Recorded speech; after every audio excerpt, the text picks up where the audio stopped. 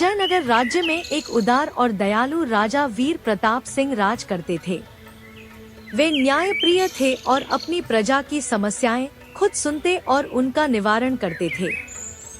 पूरे राज्य में राजा वीर प्रताप सिंह अपने न्याय के लिए जाने जाते थे।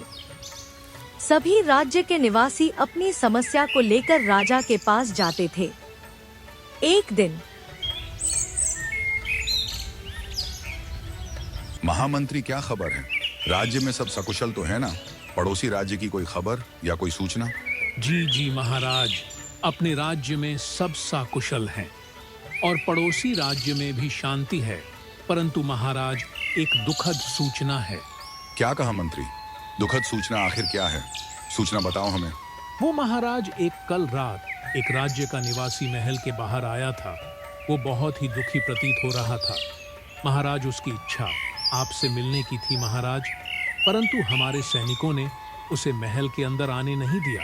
क्या कहा महामंत्री? कोई दुखी व्यक्ति, वो भी हमारे ही राज्य का, हमारे महल के द्वार पर आया था और उसे अंदर आने नहीं दिया गया? आखिर क्यों सैनिकों को बुलाया जाए? सैनिकों को राजमहल के दरबार में हाजिर किया जाता है। बोलो सैनिकों, उस व्यक्ति को अंदर क्यों नहीं आने दिया? जी महाराज, हम तो आपके ही आदेश का पालन कर रहे थे।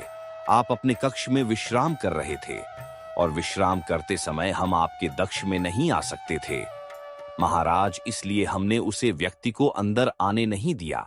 जाओ महामंत्री, और जाकर राज्य में उस व्यक्ति को ढूंढकर हमारे सामने लेकर आओ। जाओ। इसके बाद महामंत्री सैनिक की एक टुकड़ी के साथ अपने राज्य में उसे व्यक्ति को ढूंढने निकल पड़ते हैं कि तभी वो देखते हैं कि गांव के बाजार में एक छोटी सी कपड़े की दुकान के पास उन्हें एक आदमी सत्यनारायण काफी दुख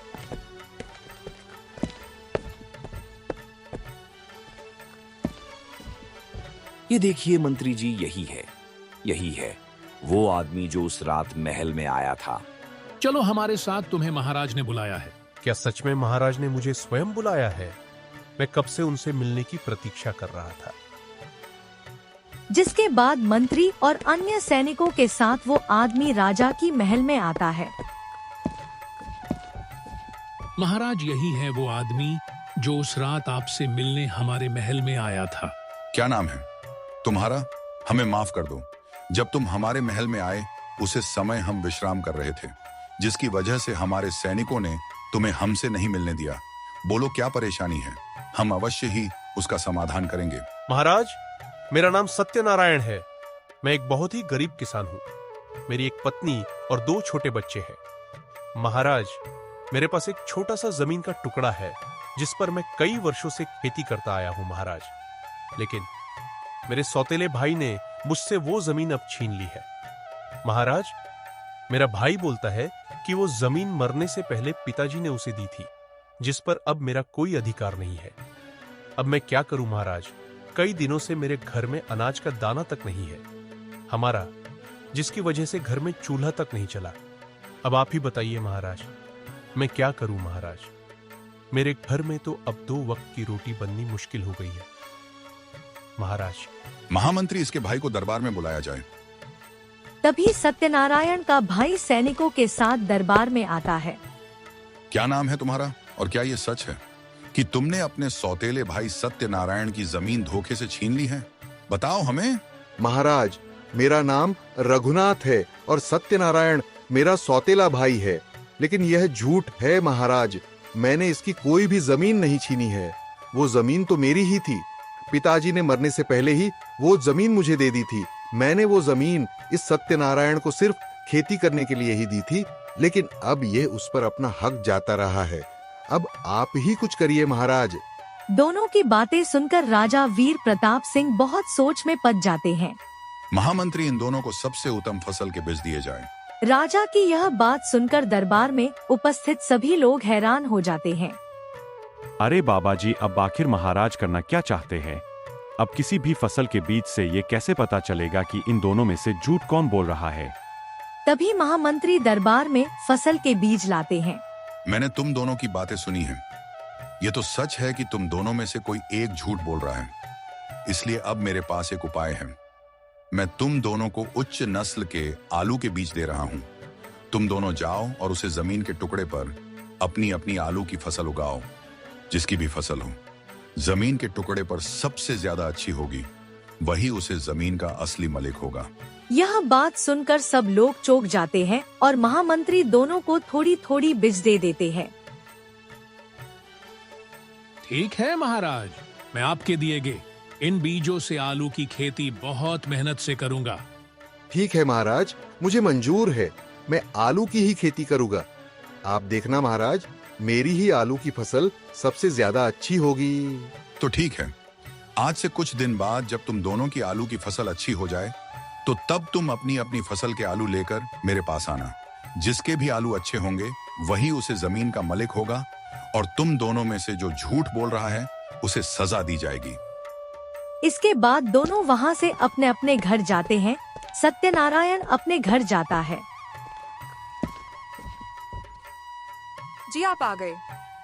महाराज ने क्या कहा, क्या जमीन आपका हो गया? बताइए ना जी, क्या हुआ और आपके हाथ में ये क्या है जी? नहीं सीमा, अभी वो जमीन हमें नहीं मिली है।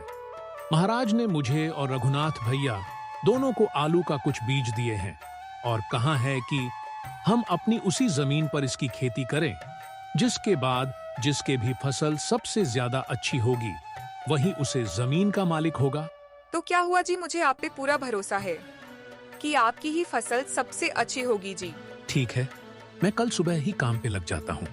सुबह होती है, सत्यनारायण अपने खेत में जाता है और अपनी जमीन के एक हिस्से में उन बीजों को बो देता है, और उधर रघुनाथ भी उसी जमीन के दूसरे छोर पर उन बीजों को बो देता है। जिसके बाद दोनों अच्छे से अपने अपने हिस्से की फसल की देखभाल करना शुरू कर देते हैं। दोनों बहुत मेहनत से अब रोज फसल की देखभाल कर रहे थे। देखते ही देखते आलू की अरे फसल वाह, अब बड़ी हो फसल जाती तो है। बहुत अच्छी हुई है, आलू भी सुंदर दिख रहे हैं।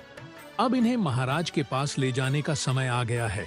कल सुबह इनको लेकर जाता हूँ। और फिर सुबह होती है, सत्यनारायण अपने खेत आता है और अपने आलू की टोकरी को उठाकर राजा के पास चला जाता है। दोनों अपनी आलू की टोकरियां राजा के सामने पेश करते हैं। दोनों अपनी टोकरियों के ऊपर से कपड़ा हटा देते हैं। अरे वाह रघुनाथ, तुम्हारे आलू तो देखने में बहुत सुंदर लग रहे हैं। जी महाराज, मैंने दिन रात मेहनत की है, तभी इतनी अच्छी नस्ल के आलू हुए हैं। तभी राजा सत्यनारायण की टोकरी में से एक आलू उठाता है। अरे सत्यनारायण, तुम्हारे आलू एकदम खराब अवस्था में दिख रहे हैं। क्या तुमने अच्छे से अपनी फसल की देखभाल नहीं की थी? इन्हें देखकर तो यही साबित होता है कि तुम्हारी फसल अच्छी नहीं हुई है। इसका मतलब तुम ही हमारे दरबार में आकर हमसे झूठ बोल रहे थे। लेकिन महाराज, कल जब मैंने अपने आलू देखे थे तो बहुत ही अच्छी नस्ल के थे। मुझे नहीं पता महाराज, यह अपने आप कैसे बदल गए हैं। मैं खेत में गया और सीधा आलू की टोकरी उठाकर आपके पास ले आया। महाराज, यह सत्यनारायण झूठ बोल रहा है। इसने अच्छे से अपनी फसल की देखभाल ही नहीं की और इसके आलू अच्छी नस्ल के थे। तो अब क्या हो गया महाराज? ये सत्यनारायण झूठा है। राजा दोनों की बातें बड़े गौर से सुन रहे थे कि तभी दरबार में महामंत्री आते हैं। महाराज की जय हो। आओ मंत्री, ये दोनों अपनी अपनी आलू की फसलों को लेकर आए हैं और सत्यनारायण ही झूठ बोल रहा था। इसके आलू एकदम बेकार है। सही बोल रहे थे तुम, सत्यनारायण ही दोषी हैं। सत्यनारायण यह बात सुनकर बहुत दुखी हो जाता है और तभी जी महाराज, सही कहा आपने, वो जमीन मुझे ही मिलनी चाहिए। नहीं महाराज, आपका निर्णय गलत है। महाराज, झूठ सत्यनारायण नहीं, रघुनाथ बोल रहा है। क्या कहा मंत्री? रघुनाथ झूठ बोल रहा है? वो कैसे भला? महाराज, आपके आदेश अनुसार जो बीज मैंने इन दोनों को दिए थे वो एक जैसे नहीं थे महाराज। एक जैसे नहीं थे, इसका क्या मतलब है? महामंत्री, हम समझे नहीं। तो फिर वो दोनों बीज कैसे थे? बताओ हमें महामंत्री। महाराज, उन दोनों बीजों में से आलू के एक बीज अच्छी और एक बीज खराब फसल का था। जो बीज हमने सत्यनारायण को दिया था वो बीज उत्तम फसल का था महाराज, जबकि रघुनाथ को खराब फसल का बीज दिया गया था। फिर रघुनाथ की फसल के आलू उत्तम फसल के कैसे हो गए महाराज? मैंने 2 सैनिकों को दोनों पर नजर रखने के लिए कहा था। तभी महामंत्री ताली बजाते हैं और राजमहल में महामंत्री के दोनों गुप्तचरों दरबार में आते हैं। बताओ मेरे गुप्तचर, तुमने कल रात को क्या देखा? महाराज, कल रात हमने देखा कि यह रघुनाथ अपनी उसी जमीन की तरफ जाता है जहां इन दोनों ने अपनी अपनी फसलें बो रखी थी, और सत्यनारायण की फसल के हिस्से में जाकर रघुनाथ अपने आलू की टोकरी से सत्यनारायण के आलू की टोकरी बदल देता है। मुझे माफ कर दीजिए महाराज, मुझसे गलती हो गई। महाराज, मुझे माफ कर दीजिए, यह सच है। महाराज, पिताजी ने वो जमीन मुझे नहीं, सत्यनारायण को दी थी, लेकिन मेरे मन में लालच आ गया था। मैं वो जमीन इससे हड़पना चाहता था, इसलिए मैंने अपने आलू की टोकरी सत्यनारायण के आलू की टोकरी से बदल दी थी। महाराज, मुझे माफ कर दीजिए महाराज। तुमने हमारे समक्ष झूठ बोला, इसकी सजा तुम्हें अवश्य मिलेगी रघुनाथ। और तुमने चालाकी से सत्यनारायण की जमीन हड़पनी चाहिए। इसके लिए तुम्हें दंड स्वरूप इस राज्य से निष्कासित किया जाता है। राजा की बात सुनकर रघुनाथ बहुत उदास हो जाता है। नहीं महाराज, नहीं, ऐसा मत कीजिए, मुझे माफ कर दीजिए महाराज। देखो सत्यनारायण, अब सत्य का पता चल चुका है। अब वो जमीन हमेशा के लिए तुम्हारी हुई तो वो जमीन पर फिर से खेती कर सकते हो और अपना जीवन यापन कर सकते हो। महाराज की बात सुनकर सत्यनारायण बहुत खुश हो जाता है। आपका बहुत बहुत धन्यवाद महाराज। मैं जानता था आपके इस दरबार में मेरे साथ अन्याय नहीं होगा, इसलिए ही मैं बहुत उम्मीद से आपके पास आया था। यह सब महामंत्री की सोच बोझ से हुआ है। महामंत्री, आज तुमने हमारे हाथों एक अन्याय होने से बचा लिया है। हम तुमसे बहुत खुश हुए। इसके बदले तुम्हें 200 सोने की अशर्फियां दी जाती हैं। बहुत बहुत धन्यवाद। महाराज की जय हो। मैं आपसे कुछ मांगना भी चाहता हूँ महाराज, क्या आप मुझे देंगे महाराज? हाँ हाँ, बोलो सत्यनारायण, क्या चाहिए तुम्हें? हम अवश्य देंगे। महाराज, मैं चाहता कि आप रघुनाथ भैया को माफ कर दीजिए। आखिरकार यह मेरे भाई हैं। मैं नहीं चाहता कि इन्हें इतनी बड़ी सजा मिले। तुम वाकई एक नेक दिल इंसान हो सत्यनारायण। ठीक है, तुम्हारी ये इच्छा जरूर पूरी करेंगे। जाओ, रघुनाथ, तुम्हारे भाई सत्यनारायण के कहने पर हमने तुम्हें माफ किया, लेकिन अब कोई ऐसी हरकत मत करना, वरना हम तुम्हें कठोर दंड देंगे। मुझे माफ कर दो मेरे भाई। मैंने तुम्हारे साथ कितना गलत किया और तुमने मुझे माफ कर दिया। मैं आपने किए पर बहुत शर्मिंदा हूँ। मैंने आपको माफ कर दिया है, जबकि भैया आपने हमेशा मुझे अपना सौतेला भाई समझा है, लेकिन मैंने कभी ऐसा नहीं समझा। मैं आपको दिल से अपना भाई मानता हूँ रघुनाथ भैया। आपको अपनी गलती का एहसास हो गया है, मेरे लिए इतना ही काफी है। अब हम दोनों मिलकर उसे जमीन पर खेती करेंगे और खुशी खुशी साथ रहेंगे। भैया,